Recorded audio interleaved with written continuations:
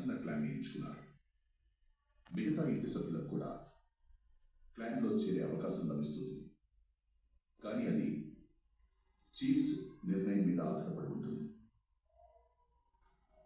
Big boss మిమ్మల్ని కాసేపట్లో పిలుస్తారు.